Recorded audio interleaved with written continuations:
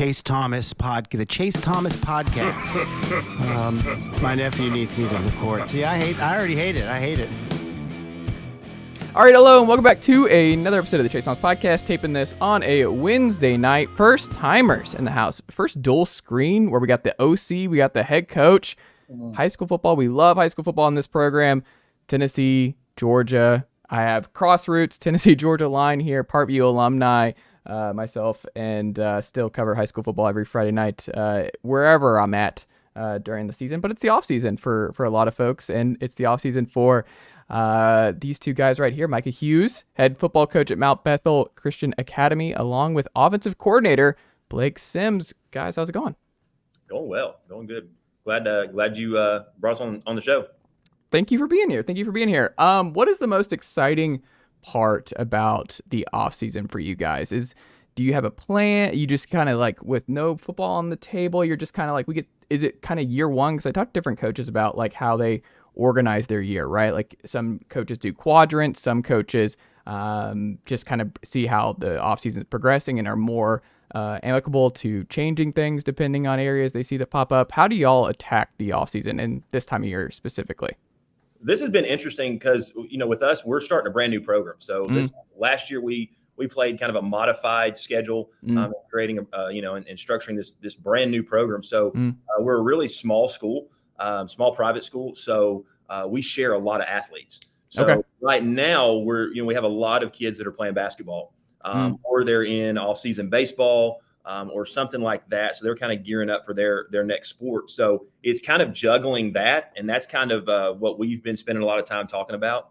I know Coach Sims, and he can touch on it. He actually just sent a thing out today. We're going to do some weekend workouts and some things like that to try to get the kids, involved. But that's been a new thing for me, is just not having as many kids in place. So trying to figure out how we can, not mess up their other sport, but also get them into the off-season workouts and things like that as well. So when you're getting in numbers and stuff like that, obviously, because they're playing multiple sports, you're sharing athletes, like you said, where are you at numbers wise? Do you have an idea, or do you have to wait until kind of what spring looks like and new kids coming in? How does that work for y'all?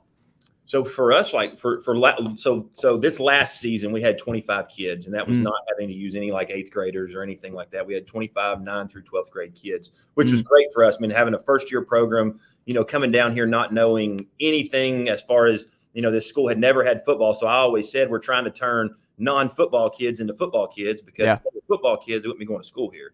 So I was trying to do that. And so we had 25. I think we will surpass that, tremendously this year. We've had some kids move in. We're having some kids who are continuously touring all the time, and we had a really successful middle school season. And then we went 500 at our upper school school team, which that really kind of got us some momentum as far as getting the word out around town. And so we should have a large growth here in the next year or so. So we're excited about that.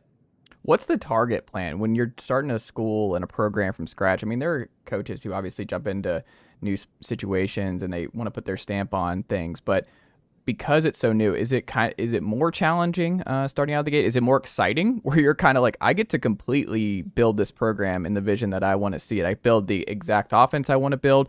It's kind of like in modern college football with the portal. Y'all are doing kind of the Dion side of things, where you're just getting so many new kids and you're really starting from scratch. Is that kind of a cool, unique thing that you get to do right now? Yeah, it's been really neat. And that was honestly one of the things that intrigued me about the job, was to be able to create your own product and do it the way you want to do it. There's no foundation. You have to create all of that. So from, our social media to our logos to, just our uniforms and all of that stuff, to be able to kind of put your stamp, as a coaching staff and as a team, to be able to do that. And then the new traditions, like starting new traditions, how you enter the field, how, and when we just put down, before I got here, we put down a brand new turf field with the Jumbotron. They've done a phenomenal job. Our administration's done an unbelievable job, getting ready for this football program. And so that's been tremendous. And so we really actually during the season put the bleachers in, brought the bleachers in, and all of this type stuff. So creating that, our kids have no idea what a pregame looks like or what a walkthrough looks like. Or, there was midway through the season, we were still having to fix kids' shoulder pads. And I was like, man, you got your shoulder pads on backwards, or, just different things like that. It's so fun to do that. And then to see the growth of the kids. That's what's been the most rewarding for me, is you got a kid who can't put a helmet on at the beginning of the year, and then he's making some acrobatic catch, 4 or 5 months in, and you're just like, this is amazing to be able to see the growth, and just the communities, what they poured into, everything, and just the excitement around it. Well, I love the stadium. I watched it. Is it Arrow? Is it just they sponsored it? Okay. So you got that. Arrow Extermination.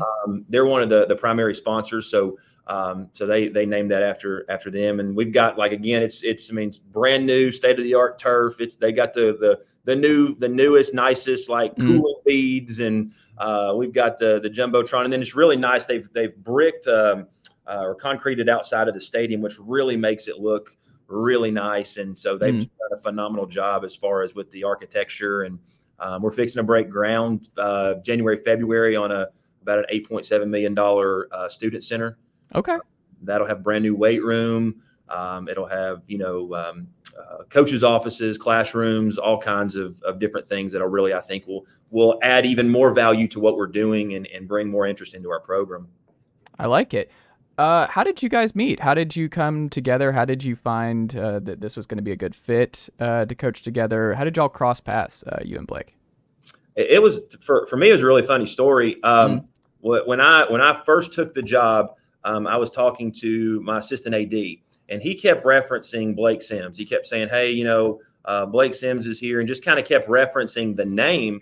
And, in my mind, I'm not thinking Blake Sims, Alabama, former Alabama quarterback or anything like that. I'm thinking some guy named Blake Sims. And he kept, he was like, yeah, he's, he just kind of kept talking about him. So when we got off the phone, I kind of went into, which is crazy of me, but I kind of went in on Twitter or Facebook, and I just typed in Blake Sims, and I kept looking for anybody outside of, Blake Sims. And so I finally texted him. I was like, okay, I said, who's this Blake Sims you're talking about? Yeah. And he's like, are you kidding me? He's like, so he sent me the picture, and I'm thinking, there was no way that I thought that. But Blake actually, and I'll let him talk about it, but he works for the recreation department here at our church at Mount Bethel Church.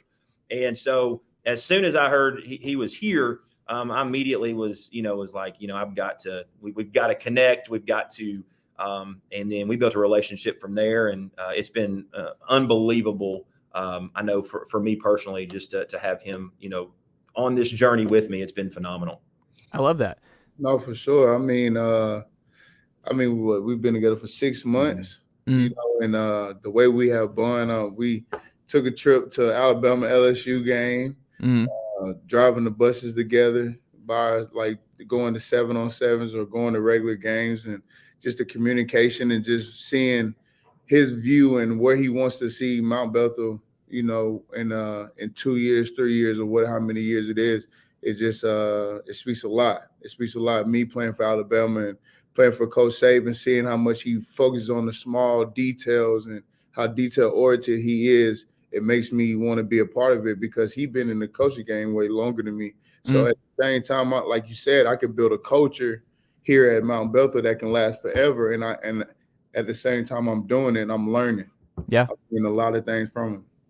Well, it's also, you're a local kid. I watched you on GPB Friday nights. I was going to Parkview games growing up, but you're a Gainesville kid. You have local ties.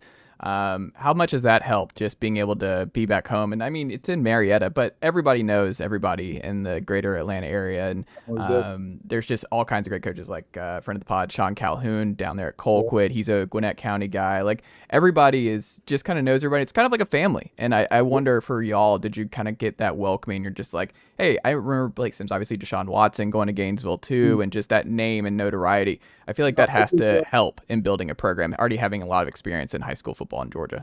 Yeah, no, for sure. I played before I went to Gainesville, I played at Cass High School in Cartersville. So, and I was the first team that beat Cartersville in 30 years. So really leaving that school, going to Gainesville and playing Cartersville again in the playoffs, that was pretty big. But also getting the opportunity to play against Alvin Kamara, playing against Kenyon Drake, And having them guys go to Alabama too, that kind of already built that relationship, and it kind of Coach Saban kind of knew that. It was Kirby. He'll come to Georgia. And recruit everybody in Georgia, and he really brought us together, and that brought that camaraderie with us three of wanting to go to Alabama. And when we went to the Elite 11 or the ESPN Top 100 players, that gave us for us to come together and go to other players and get guys. What has been the most rewarding part of coaching thus far for you, Blake? The connection. Connecting with the kids, and knowing that all the levels of football that I have played, and for God to bless me with the knowledge that He has blessed me with, and for me to tell a kid and understand, like, I don't play for a lot of great coaches, so I can remember times that they taught the little small things that they taught me within the game of football, to where when I went out there and I tried it, I could see how it slew the game down for me. So when I have that same type of connection and know that I connected with that kid, and know that later in the life he might be like Coach Sims taught me that, and I was joking. I was not joking about it, but I was speaking about it the other day. I kind of love how, like, when I'm around school and kids, when they recognize me, because when I'm at Alabama or I'm at the mall or something, somebody recognizes me, they go, "Oh, that's Blake Sims."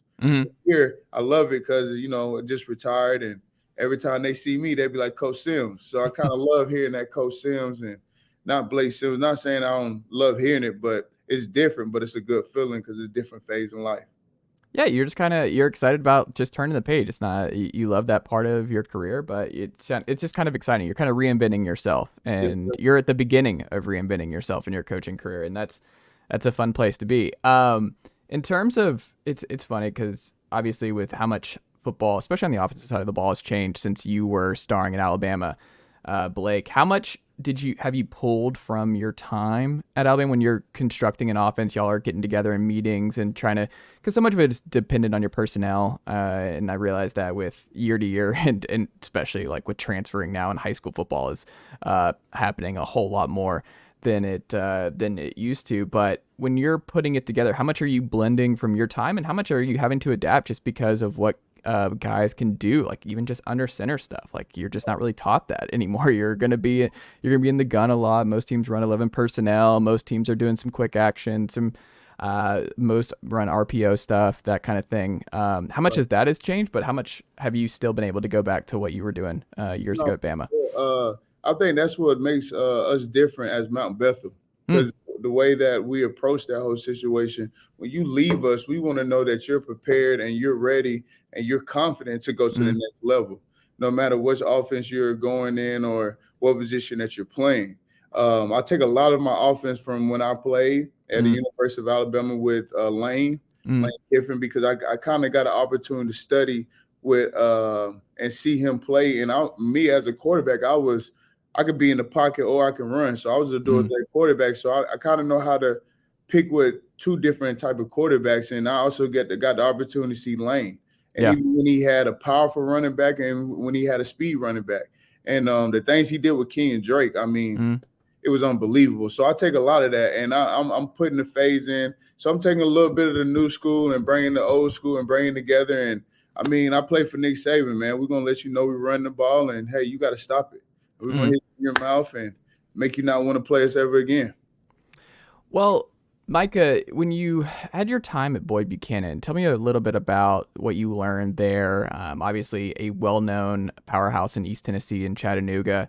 I don't know if the good folks down there in North Georgia are familiar with just how good Chattanooga football is right now. Oh, yeah. And I think it kind of just is one of those, because y'all are new and because you're able to see. I know Coach Jones, Brookwood, friend of the pod, he was at McAllee, Baylor this year. I saw on his Instagram that he was over there, and I would guess he's not the only high school coach from Georgia who made their way up, especially smaller school, private schools, because that's the best case scenario, right? Is you want to build something like that where the kids you don't have an abundance of resources in terms of kids and getting to that area, but private, there's just different limitations. It's just a different kind of situation. Is that something you've kind of taken to heart of, like your time at Boyd Buchanan in that Chattanooga area, of things that you want to implement at Mount Bethel? Yeah, absolutely. I actually started my coaching career at Baylor. Okay, I didn't know that. Okay. Yeah, so I was at Baylor for 5 years with Coach Massey. Uh-huh. My brother was name was David Reynolds. He was the head strength conditioning coach there for 20 years. Uh-huh. And so then he was there with but I started there with Coach Massey, and kind of worked my way into North Georgia and then back in. But then I spent 3 at Boyd Buchanan. And the first 2 were with a guy named Jeremy Boskin. And honestly, Coach Boskin, I would not have been prepared for this head coaching job because he is a phenomenal builder of programs. And he taught me so much on how to come in and build relationships with players. Always have something going. We always have something going on. And what I mean by that is with the parents, with whether it's, we do like a mentors program, we're always doing something with the kids, always trying to, more than football. It's more important than, outside of that. So we spend a lot of time doing those type of things, culture building, and really getting the kids involved. And then my last year, I was the assistant head coach at Boyd under Gary Rankin, which, Coach Rankin is he is as good a human being as I've ever been around. And I enjoyed coaching under him and for him. I couldn't speak enough about him. He's just the person he is. You can talk about his being a football coach all day long, but just the human being Coach Rankin is. I always say, he's winning all those games because he's just living right. He just does. He's just a unbelievable person. From what I took from him was, how to run a practice, just the efficiency behind everything that he does and how he runs his program and how he treats his coaches and how he treats his players. It was just a tremendous experience for me. And I knew, I would have stayed there forever, but I really wanted to be, a head coach and a head coach in a Christian school. Was my biggest thing with having young children and wanting to be, so I made that jump. And so it's been a phenomenal experience for me, but pulling my experience in Chattanooga and being at those, being at a larger private school like Baylor and seeing how the ins and outs work there to being at a smaller private school, like Boyd. And then even stepping into this where we're even smaller than that. So trying to structure and kind of pull those type things has really helped me to kind of build this thing. What's the most important thing that when you look to I need to have this in our culture? What is it for your program? People. I had a saying, and I actually took it from Coach Boskin, and I think he took it from some kind of real estate mogul or something. It was people, process, and product. If you surround yourself with good people and you have a specific process in place, the product takes care of itself. So that's what I've, again, like with Blake and we had a phenomenal coaching staff this year. We had 12 coaches, which again, when we started bringing in coaches, I know my administration was like, Lord, how many coaches are you going to have? And I said, but to do this thing the right way and to get these kids what they need, we've got to have these quality men around this program. And so that's been the biggest and most important thing for me is bringing in good people. Blake, did you always want to be a coach when you were playing? Were you kind of picking Lane's brain as something that this could be something I want to do when my playing career wraps up, that I do want to invest in kids and kind of, kind of make that next jump and be around the game in a different kind of way? Or was it something that came on later in the last year or so for you? Well, I always knew I had a great connection with kids. I could deal with kids very well. But it was always in the back of my mind. It was always a plan B. I wanted to do broadcast. I want to get the broadcast first. I love watching game day. I like how them boys joke around up there. I think I can go up there and do an amazing job. But God always has your calling, right? So I feel like this is what my calling is. And last year was my first time. It was I went through a lot of learning periods to the point to where I'm getting upset with a kid, and I want to go in there and throw it myself because that's what I'm used to. Yeah. Going there doing myself, but also learning that you might have to bring yourself down sometimes to teach a kid because you might teach them the way that you learn, but you don't understand how they learn. Yeah. And they might not see things the way that you see it. I like to ask my kids all the time, do you understand what I'm saying? Because that's that communication that builds confidence, that builds character in all type of ways. And I want to know, do you understand what I'm saying? Because if I'm not explaining it into the way that you understand, then I'm not being the coach that I need to be to make you the best player in the nation. I like it. I'm going to ask you this. So I got to give me your best Lane Kiffin story while you were at Alabama and your best Nick Saban story while you're at Alabama. All right. My best Lane Kiffin. Okay, I like this one. So we was this is when Lane first came back to Knoxville. First came back to Knoxville. So we all land. And one thing you always know, everybody's gonna be by themselves but Coach Saban. He has 4 security guards, right? Okay. Yeah, 4 security. So we get off the airplane, everything looks right. So we, once we get to the hotel, everybody settles in for a minute, and then we immediately go to the movies. Oh. So we're going to the movies, and we're just like, when Nick comes out, Nick's the last person to come out. If you come out after him, you're getting left. Yeah. Or you're in trouble. So Nick gets on the bus, and we're still waiting. Next day, we see flashlights coming from behind the bus, and here comes Lane with 3 security guards. And he gets on the bus, and Nick goes, "Hey, Lane, this is my team. I just need you this year. That's why I gave you the security guard, so the police won't get you." And so that's hilarious, bus, man. And when he got on there, Nick was just giving him the business all the way to the movie theater, man. And my next one is Miss Terry. It's a Miss Terry story, right? Okay. So one time, Miss Terry went out of town, and Coach Saban just kept saying Miss Terry, because we all complain to Miss Terry when we feel like Coach Saban was being too mean, right? So there was an open door policy with Miss Terry. Yes. Oh, I mean, some players, some players, it's whoever. Quarterback's got to have an open door policy. Quarterback's got to have an open door policy at Alabama. Something, man. Mm-hmm. So he was like, Miss Terry's going, I could be out here all night. So we have 14 periods, right? So we got all the way to 10, and he started all the way over from stretch and stride. It reminds you now, stretch and stride is like conditioning. Mm-hmm. Some of us, So he does it, and Miss Terry came back in town, and we was like, "Don't never leave again, please don't never leave again," because we was out there. And he was just like shaking her head, okay. Woo, woo.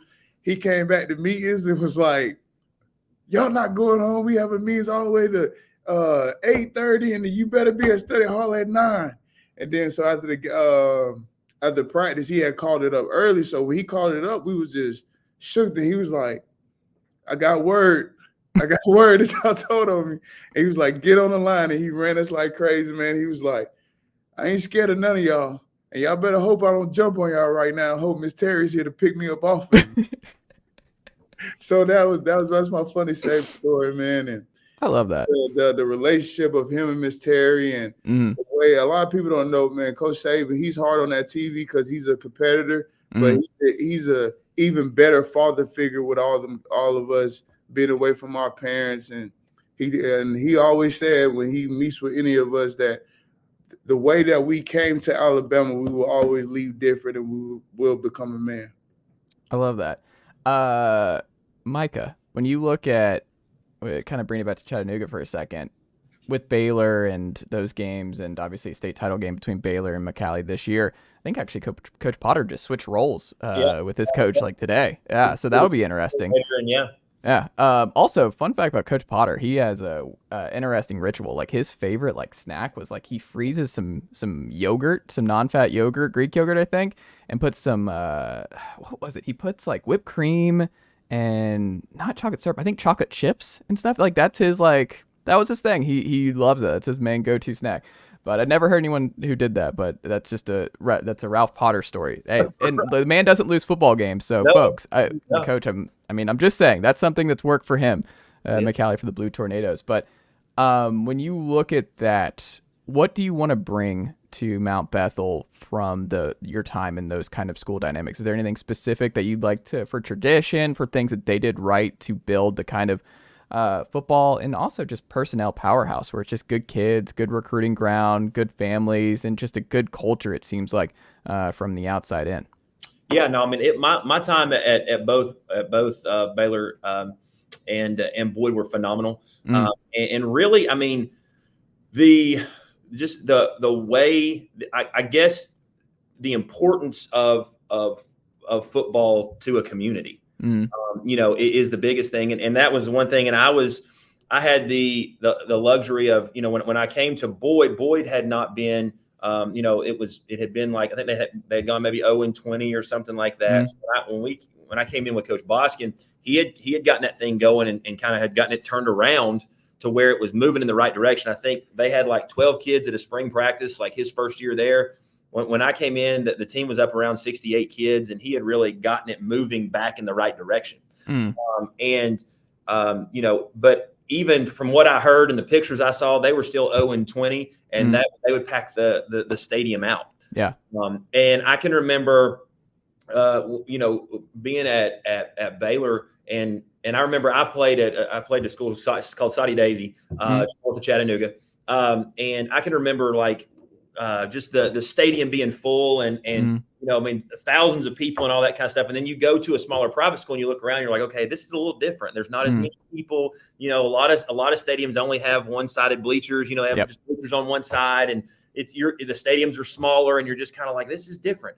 But I can remember like watching Baylor, how and I know in year one when I was just helping there to win, we made it to 2 state championships. Just the growth of the people, and then what football did to that community. And I know I hear coaches say all the time, if your football season goes well, typically the rest of the school year goes well.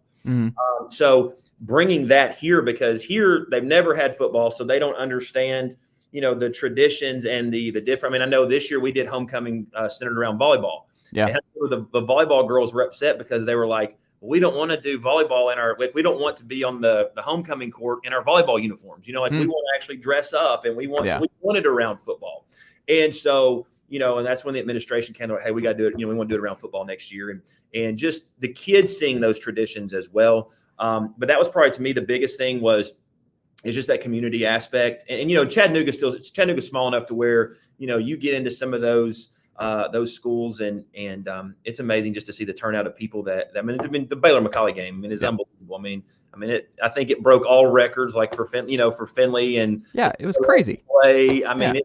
It's wild. And so to see that, and there's so many things that I'll take to my athletic director or whatever, and I'll say, hey, check this out. This is something that Baylor does, or something that McCallie does, or we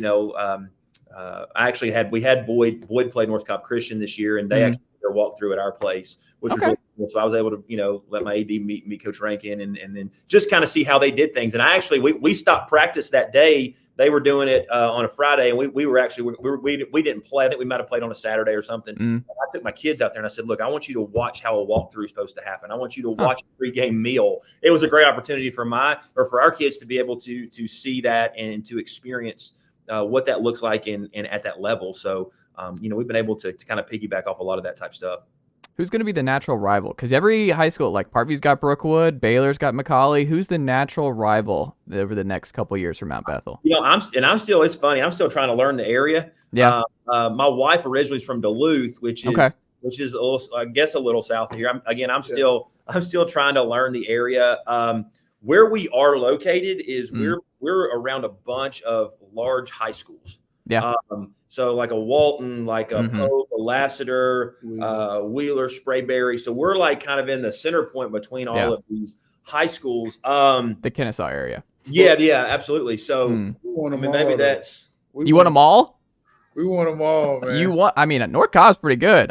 You want to stay away from some. It's a slow build, Blake. It's a slow build. Y'all are going into year 2 here. It's a slow build, but what all I'm saying is, all we saying is like we ain't ready for them right now, but our goal is to get there, and when we get there, we want everybody to know that we're here. I think this year that's one thing was our goal, is that we get our name out there, because like a lot of alumni has came back, and when they come to visit their teachers, or when they come back home and just visit, period. And I have met them, they all saying, man, I think that's an amazing job that y'all got a football team now, because I would have played. And then you got a lot of people that's alumni too that wish they had that Mount Bethel have a football team, but they couldn't play. Now they want their kid to be a part of it, but they couldn't.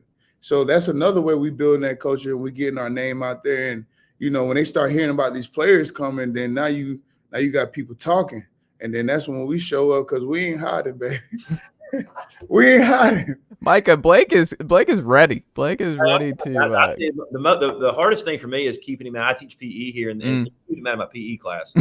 Okay, he gets those kids riled up. He'll get in there and he'll get them riled up. I mean, it's and we go way off course. I'm like, get out of here, man. So, I just love it too. Y'all start getting that's for sure. Yeah, and you're going to have some recruits or coaches coming in. They're like, "Wait, Blake? Is that Blake?" And you got somebody like, "All right, we got to be in our P's and Q's here. We got Blake Sims roaming the sidelines with these kids. Like, you got to be careful with how you come in and recruit Mount Bethel kids." Same way. I mean, we're just trying to build a culture here, man, and a mentality that like come in willing to. If you just got here, come in willing to buy in and enjoy the process. Be uncomfortable with the uncomfortable. Buy into the team first, you second. Yeah. Built that culture with our young guys. We got a wide receiver named Asher, young quarterback named Hayes. We got a running back named Wesley. We got Fletcher coming back. We got a good amount of kids that's coming back that learned a lot of football last year that will continue learning football. I think the biggest part for me of being the offensive coordinator was at the beginning, a kid didn't know what double 2x2 formation was. But then they know where it is, and then now we in the half, they know where it is by the mid-season. And then when we get to our last game, they're like, "Coach, I see why you keep telling me to curl it right there on that out route, or why you asking me to go to his outside shoulder when I'm on my release, because I see where the holes is, where I'm supposed to be, and where my area is." That speaks a lot. That's what gets me riled up, and them kids want to go out there. Because we had kids putting on their game jersey over their practice jersey. You know what I'm saying? So they just don't know. They don't know. Yeah. But when we get to the end of the season and when we used to coming in there like, "Get your jersey on, it's time to go out there." And then when we get out there, think we got to get on y'all to get on the field. Y'all already ready to go. And now we looking like a football team. And then you look in the stands, we getting more and more fans. And then you get the kids out there. It makes you wish that we had a longer season, but we're trying to build that culture, man. We're trying to build the Alabamas, the Georgias. We're trying to have Nick come here. We're trying to have Kirby. Okay. We're trying to have Mario. We just. Hey, I'm not hearing Heupel. I haven't heard any Coach Hype there in that list there, Blake. I mean, is Hype not invited? He's more than welcome anytime he wants to come here. Yeah, like we can get Heupel in there. Like Coach Halsey. They're good people. Fast offense, fun offense. We can do it. Just know our baseball coach is a great guy, and he doesn't mind any coach landing a helicopter right there. That's all I can say. I love it. Final thing. I'm going to ask you about this, Blake. Talk to me. Tennessee. What do you like about the trajectory of Tennessee, and what do you make of? I mean, Tennessee was up 27 at the half against Alabama. Bama obviously making the Final Four here. What do you make of what? Because we have a lot of Tennessee folks who listen to this very program. What have you seen from Heupel's crew, and would you have enjoyed playing in Heupel's kind of just receivers being far out in the hash marks and stuff like that? Would it have been harder to play in that kind of scheme, or would it have been easier to play in that kind of scheme? I think it would be kind of more easier because of the type of offense that they have now. Because I think so. When I was getting recruited, I committed to Tennessee. Oh, I didn't realize that. That's when Lane Kiffin was the head coach there. Yeah. And they had lost by the field goal by Alabama. Terrence Cody. Yes. And so, right before Lane announced on ESPN that he was leaving, he called me and told me he was leaving. Kind of wanted me to go to USC, but I ended up calling Nick, and, the rest is history. But I think that coach is doing a great job. I think his win from last year, it kind of hurt me to say that. But his win from last year, I think it shows what he's doing with the program and what he's doing with the play and the caliber of players that he's bringing to the program and what he's trying to do for the community and the fan base. Going to one of their games this year, seeing the things, how they're connecting with the fans and bringing the old players back. I seen a couple of times Alvin Kamara came back, AJ Johnson, he came back. Eric Berry. Yeah, everybody. Yeah, so I think that's very big for the community because the community loves when ex-players come back and be a part and be hands-on with the fan base and the offense they doing. Man, I just love it because you get the ball quick out your hand. You got a running back that's very flashy, and you have some wide receivers that can catch the deep ball and also get yards at the catch. So I think coach is doing a great job, and man, keep stacking on it. but don't get too good because we still got Nick Saban and we need our winning record over there. Hey, look, I can't tell you I'm going to be cheering for the Alabama Crimson Tide, but I like you, Blake. I'll be cheering for you. You know what's cool, though, is there's just not, when we can end here, y'all, I just think, Micah, Blake, like, this is a cool situation for you guys to be in. And I think a lot, like, just so many programs, it's just so unique where there's already so many schools there's the process of building a football program from scratch is just, you just don't see it every day. And it's something that is a totally different kind of experience. And you don't, like, I just can only imagine kind of the excitement of, look, I am the first coach. I am putting my everything that I do is setting the stage for years and years down the line. Like, every decision that you guys make and building this thing out is going to permeate many, many years down the line. And I just think it's such a unique situation. And I think you guys are the guys for the job. So good luck to you both. I think you're going to do great. And I'm excited to see what Mount Bethel looks like going into year 2 here. Full schedule, though, next year, right? Are we getting a full schedule? Yeah. Okay. Save this video because it's going to be worth something later on now. Okay. I got you. Micah, Blake doesn't have a confidence issue. Man, no doubt. No, the man does not have a confidence issue. I like it. But you got to have that kind of personality to play quarterback at the University of Alabama. I don't think you can go in there scared. You got to believe you there. When you got the whole world against you, you got to have some confidence. You got to have a purpose before somebody has an opinion, man. Exactly. Well, you don't have to have everybody against you. The CFP committee doesn't seem to be against Alabama. Oh, no. I see you love your Florida State people. Man. Oh my goodness. I love it. Micah, how do the good folks in North Georgia listening to this and the folks over the Marietta area, how do they support your program this winter going into 2024? I mean, it's great. I mean, it's been phenomenal. Just the you were asking about the support? No, how do they support going forward? What can the good folks, fans, people in the area, how do they support Mount Bethel? Oh, absolutely. I mean, if they'll go on and follow us on Instagram and Twitter, we really try to push that big time through there. And that's something where we try to highlight our kids, we try to highlight our program, we do that. And then anybody that knows anybody who's wanting to play football, they're more than welcome to send in an inquiry about coming to school here. We'd love that. So that would be tremendous. There you go. Do it. Marietta. It's a booming area. Kennesaw. It's great. Stay away from Walton for a little bit, guys. Don't let Blake talk you into Walton, Micah. Let's stay away from that one for a little bit. We're good right now. Yeah, we're good right now. Micah, Blake, thank you so much for the time. I greatly appreciate it. We'll have to check back in again soon. Absolutely. Thank you.